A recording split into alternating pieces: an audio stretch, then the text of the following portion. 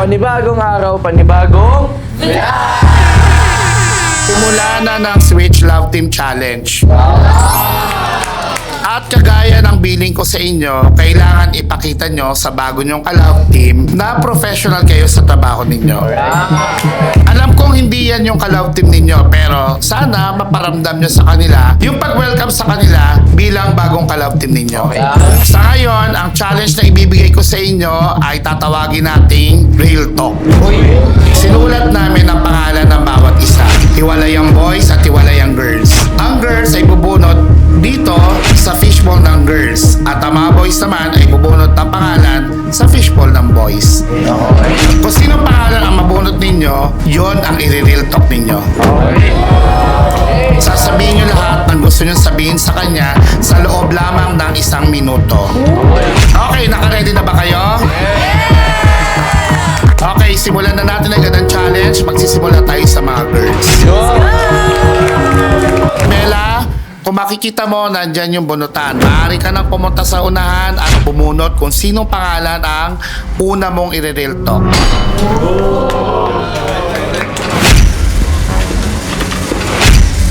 Ang nabunot ko pong pangalan ay walang iba kundi si Ella. Okay, sisimulan ko na ang Real Talk Challenge. Ella, totoo naman na, mabait ka naman talaga. Kasi naging kaibigan kita. Naging ati-atihan pa nga kita eh. Alam mo, sobrang sweet mo sa lahat, sobrang caring mo, lahat ng tao napapasaya mo. Pero ito lang sa lahat ng mga nangyari dito, sa tingin ko, ayoko na kita maging kaibigan. Kasi Ella, what do you mean na sinasaktan-saktan mo na si Hailey ngayon? Ang pipiliin kong makasama sa pag-akyat, walang iba kundi si Kenneth. Ako nga, never ko sinaktan si Hailey. Sasaktan mo siya para kanino? Dun sa kending Kenneth na yun. Grabe, pinaubaya ko na nga sa'yo si Hailey tapos hindi mo tatratuhin ng tama. So girl, stop. Naririndi na rin ako sa boses mo. Nakakarinig kasi. Ayoko na marinig.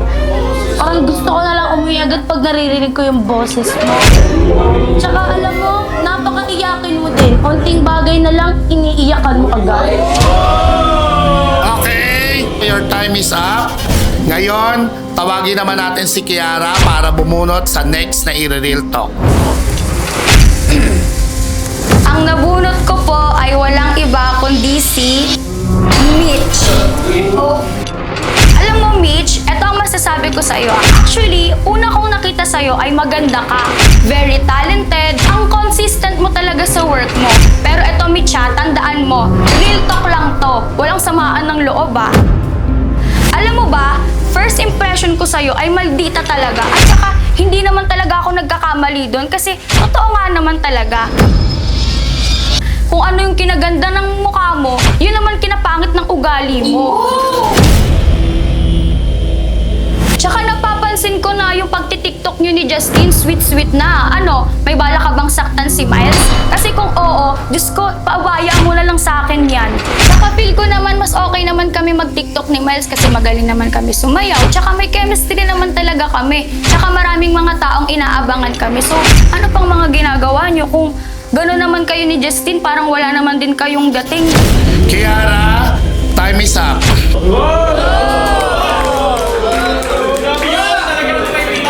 Okay, Kiara, maaari ka nang bumalik sa iyong pwesto at si Krish ang susunod na sa sala. Ang nabunot ko po ay walang iba kundi si Yana. Yana, alam mo, mabait ka, caring, and ang sweet mo. And sobrang friendly mo. Actually, sobrang saya ko na naging close tayo Tapos, ang saya natin pag nagtitiktok tayo, tapos nakain tayo sabay. Kaso, nung dumating yung kending Jaden na yan, nag-iba ka. Ayoko na makipagkaibigan sa'yo, alam mo yun, nung dumating yan. Kasi napapansin ko, parang mas gusto mo si Jaden kaysa kay Brion Alam mo, dapat una pa lang hindi ko na pinaubaya si Brion sa'yo. Kaya na po namin maging dahilan kung bakit lagi mo nasaktan si Brion at Yana. sa'yo, tas ngayon sasaktan mo si Brion. Eh di sana hinayaan mo na lang sa akin si Brion kung sasaktan mo rin naman, di ba? Ano bang meron dyan sa Jayden na yan? Ba't parang ang sweet-sweet niyong dalawa? Tsaka wala ka nang gana makipag-tiktok kay Brion. Ang sama ng ugali mo sa part na yun, ha? Okay, Krish. Time is up. Tawagin naman natin bilang susunod si Glyza. Ang nabunot ko para i-real talk ay walang iba kundi si Luis. Alam mo, babait ka naman eh. Magaling ka sumayaw, maganda ka. Totoo naman yun. Pero alam mo, simula nung dumating ka, biglang naging kayo na lang agad. Tapos, alam mo, pinaubaya ko na sa'yo si Ernest eh. Pero to, simula dumating yung candy boy na yan, na si John Ashley, nafe-feel ko na parang mas gusto mo na sa kanya eh. Dikit ka ng dikit. So parang binabalewala mo na lang si Ernest. Alam mo, sayang eh. Okay sana kayo ni Ernest. First love ka niya, di ba? Kung love yun, bakit kayo naghiwalay? Tapos, pinag-compare pa tayo ng ibang tao. Eh, sa totoo lang naman, mas okay kami ni Ernest kaysa sa inyo. Alam mo lang, ang red flag mo sa part na andyan na nga sa'yo si Ernest, okay na sana kayo magka-love team. Pero ngayon, dikit ka na ng dikit kay John Ashley na para bang siya talaga yung ka-love team mo. Eh, Lai, your time is up. Chloe, ikaw ang susunod. Ang nabunot ko po ay para i-real to kay si Angel. Actually, Angel, nung una kitang nakita, sabi ko, mabait ka, maganda, tapos mainhen, pero nung nakilala pa kita ng lubos, alam mo ba, ang pinakayo ko talaga sa babae, yung sobrang arte. And alam mo, napaka-arte mong tao, yung gusto mo kailangan like kang pinag-aagawan, tapos maliit na bagay, iiyakan mo. Iyakin ka ba? O parang simpleng bagay, iiyakan mo na agad. Gusto mo pa pinag-aagawan ka. Ano yan, te? Bida ka? Isa pa, nung dumating si Rain, parang inano mo na si Cassie, iniwan mo na sa ere. Eh, pinili ka naman ni Cassie. Tapos nung dumating lang si Rain, parang wala lang si Cassie para sa'yo. Ano ba gusto mo? Red flag ka din? Kung sana kasing ganda lang ng ugali mo yung pagmumukha mo, edi sana okay na. Kaso sama ng ugali mo, ang arte mo pa eh. Chloe, your time is up. Luis, ikaw ang susunod. ang nabunot ko po para i-real talk ay walang iba kundi si Glay. Glay, real talk lang. Mabait ka. Gusto ko yung ugali mo. Maganda ka. And madali kang pakisamahan. Pero ano yung sinasabi mo sa akin na inagaw ko sa'yo sa Ernest? Bakit? Ginusto ko ba na maka-love team siya? Ginusto ko ba na mangyari lahat ng to? Siyempre, nandito ako para mag-work. Ano yung mga sinasabi mo sa akin na tungkol kay John Ashley naman? Na lumalapit ako? Eh, bakit ba nag-work yung tao? Bakit may sinasabi kang masama tungkol doon? Diba? Ang tagal-tagal mo na dito tapos wala ka pa rin kaibigan. Mas marami pa yung naging kaibigan ko na ang bago-bago ko lang. Pero hindi ko naman sinasabi yon. Baka siguro kasi may mali lang sa ugali mo. Luis, your time is up. Ella, ikaw ang susunod. Okay. Ang nabunot kong i-real talk ay si Krish. Krish, hindi kita gaano kilala eh. Hindi rin kita gaano ka-close. Kaya wala akong masyadong masasabi sa yung positive. Ang masasabi ko lang siguro, may itsura ka naman, maganda ka naman. Pero eto lang ha, alam mo Krish, siguro kailangan mong galingan pa sa trabaho kasi sobrang hin-hin mo eh. Hindi mo nagagawa yung character mo na i-deliver ng maayos yung mga sasabihin mo. Sobrang hin-hin mo, promise. Tsaka isa pa, napaka-pabebe mo. Alam mo yun? Parang, bawat galaw mo parang masyadong, ay, pabebe, parang hippie girl, ganun. Tapos, alam mo yun, ito yung mga friends mo eh, dito ka sa Candy, bakit nakikisaw-saw ka sa mga OG? Diba? Ganun, ayoko na ugaling ganun at saka ito pa ha, sa love team ni Yana, dahil kaibigan ko naman si Yana, bakit ka kasi nakikiagaw? Alam mo namang, hindi mo ka love team yan. Ella, your time is up. Angel, ikaw ang susunod na sasalaw. Ang nabunot ko po ay para i-real talk ay si Bella. So si Bella naman ay mabait, maganda, at makulit. Siyempre napapatawa niya din ako. Pero minsan kasi may mga times na sumusobra na yung kulit niya. Tapos ang lakas ng boses. Tapos ayun, parang nakakagimbal na siya ng utak minsan parang napapagod na ako dahil sobrang energy na nilalabas niya. Tapos ito pa, meron kaming, ayun nga, last na staycation namin, sobrang kalat ng room niya. As in, ako yung naglinis ng room niya, sobrang dami niyang mga iniwan na kalat. At saka yung tawa mo, sana sa susunod, hinaan mo naman. Kasi minsan nakakarindi na rin eh. Hindi rin kasi ako sanay sa mga maiingay. Angel, your time is up. Yana, ikaw ang susunod. So, ang in-real talk ko po ay walang iba kundi si Chloe. Chloe, bakit hindi ka marunong magaya sa sarili mo? Like, kapag papasok ka sa trabaho, lagi kang late, laging wala kang ayos. Saan ka pa pupunta? Di ba sa trabaho? Tapos, nakikisali ka pa sa iba. Ano ka, nakiki-OG? Di ba dapat magstay ka lang sa place mo at gawin mo lang yung trabaho mo? Tapos minsan, kapag sa mga event, laging hindi ka nasunod sa mga binibigay na instruction sa'yo. Ano star ka? Bida ka? Di ba dapat kapag bago, nag-i-stay lang sa place, sinusunod yung mga sinasabi ng direktor, hindi yung lagi ka nagpapakabida, lagi ka nag-waste ng time ng ibang tao. Ano, hihintayan ka namin? Tsaka, pwede ba ayusin mo yung sarili mo? Siyempre, trabaho to. Di ba dapat candy girl ka? Bakit nakiki-OG ka ngayon? Bakit? Porket love team mo na si Cassie, makikisali ka na sa amin? Bakit? Belong ka ba dito? Yana, your time is up. Mitch, ikaw ang susunod. Okay, so ang nabunot ko para i-real talk ay si Kiara. Sa pagpasok niya kasi, ang pangit ng timing kasi naninira siya sa love team namin. Candy siya eh. Isa pa sa napansin ko, bukod sa pagiging candy niya, tinry ko naman siya maging kaibigan after. Ang hirap niya i-approach kasi ang nonchalant niya, tapos yung energy niya sobrang baba, kaya minsan nahahawa kami. Siya lang yung parang siyang outsider. Siya lang yung hindi nakikibelong sa amin. Sa pagiging candy niya, parang sumusobre. Sobre yung dikit niya kay Miles, parang pasipsip, ganun. Sip-sip siya eh, tapos papansin masyado. Mitch, your time is up now.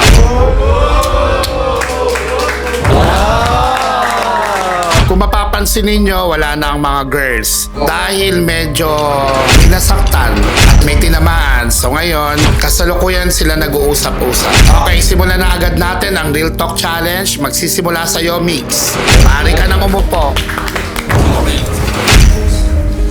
Ang nabunot ko nga pala para i-real talk ay si Ernest.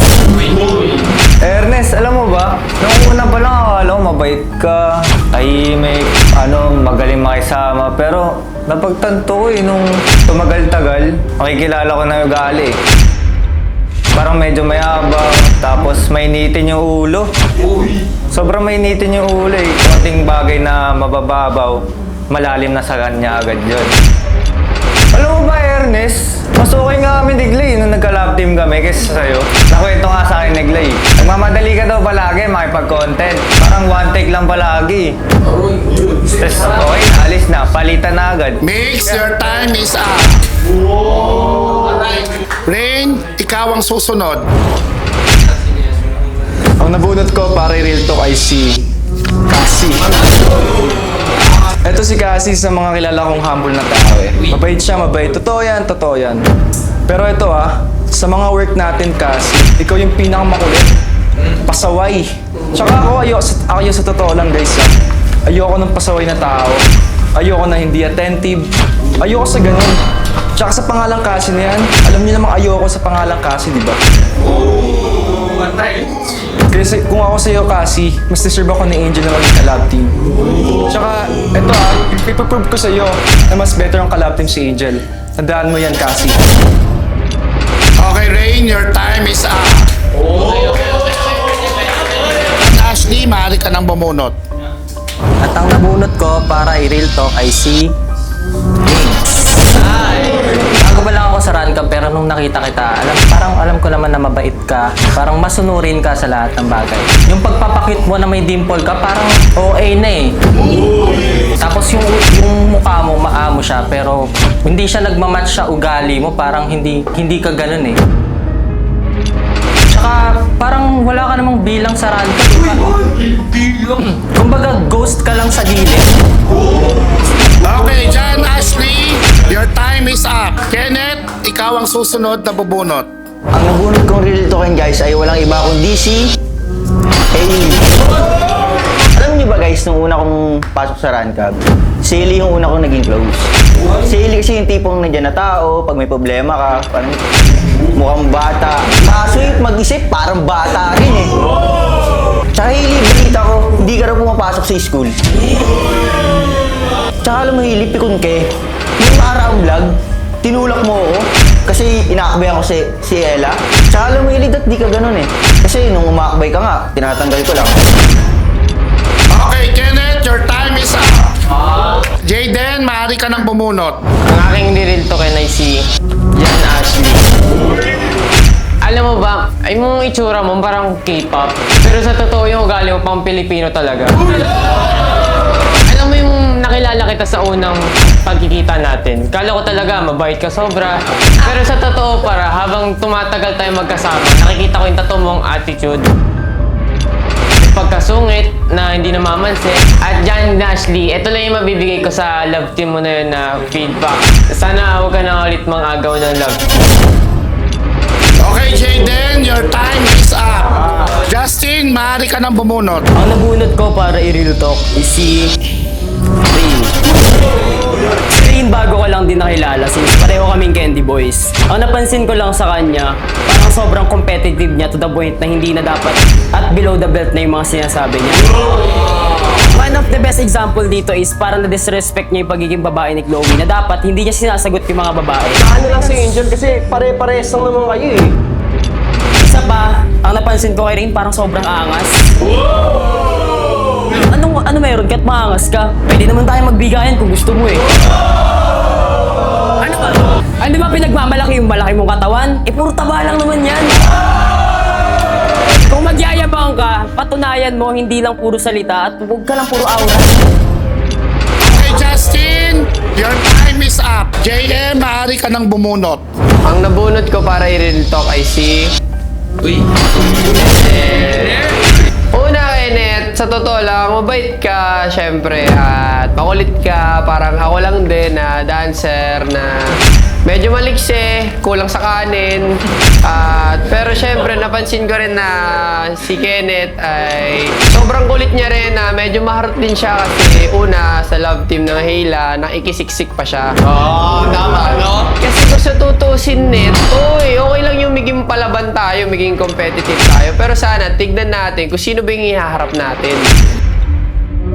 Kumbaga, sino ka ba para manggulo, di ba? Buti ko si Papa Pique, hindi naman eh, di ba? JM, your time is up. Ernest, maaari ka nang bumunot. At ang nabunot ko para real talkin ay walang iba kundi si